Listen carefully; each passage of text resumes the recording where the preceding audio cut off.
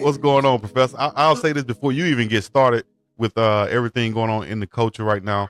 I don't know if this is one of your stories, but I wanted to bring it up. Michael Vick has named his staff now for the Norfolk State football team. What do you think about the guys he brought on? Several NFL players and local guys from right there in the VA area to help with the recruiting. What do you think about that? Well, I think you touched on it. I mean, when you talk about the NFL experience and then bringing on those guys that have the local flavor, if you will, to induce the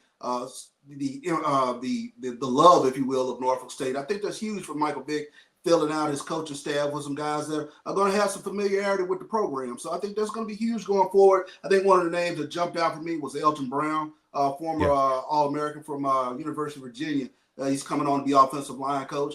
And Vic has already gone out and he started to get some guys coming into that program. So as we see that program kind of flesh out, it'll be very interesting to see what goes on with regards to how Michael Vick kind of brings this Norfolk State program into fruition and tries to get them into that upper tier of the MEAC.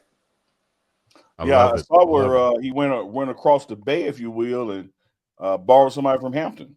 Got him a guy from Hampton. So, and again, when you talk about that area, you talk about that Hampton Tidewater area, that is a lot of talent. So Vic is going to have some talent to work with. If he can just bring them over to Norfolk State, that's going to be huge for that program. And like I said, this is a program they've been knocking out at the door, but they've been kind of running in place for a second or two. So he's had some home run hires and things of that nature to try to get the staff up and going. So a lot of excitement around that Norfolk State program. What are you hearing with Deshaun Jackson and Delaware? Well, Deshaun Jackson, I don't know if you heard him on the Breakfast Club this past week, but, and it sounded so similar to when Prime came to Jackson State. But just in having, some people who reach out to him in regards to helping that program. He mentioned Kevin Hart reaching out to him in terms of what resources do you need. And we kind of heard kind of that same something when Prime came into Jackson State and brought a different sort of flavor, different sort of excitement to Jackson State's program. You're starting to see some of that same something kind of happen with Delaware State now. So I think it's huge for the program, and we're actually talking about Delaware State football. It's just, it's not something that happens every day. So.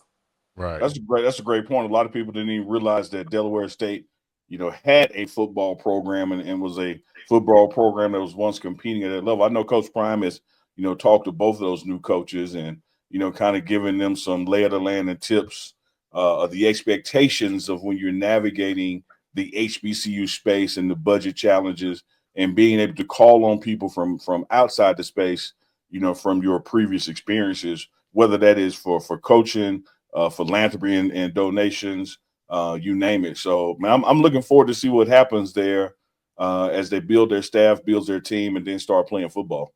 Yeah, I mean, it's going to be very interesting to watch. And like you mentioned, it's all about resource allocation when you're talking about HBCUs in terms of getting things in that you need and bringing in, or I should say, sort of making the environment one in which you can get some players to come to you. So I think that's going to be huge. And I think Norfolk State and Delaware State are off to a great start. With Onk and Big Dog. So get ready for it. Onk and Big Dog. Chico. And they say that we only together on Sunday Nights Live. We here right now, baby, in the flesh. It's live. Get you some.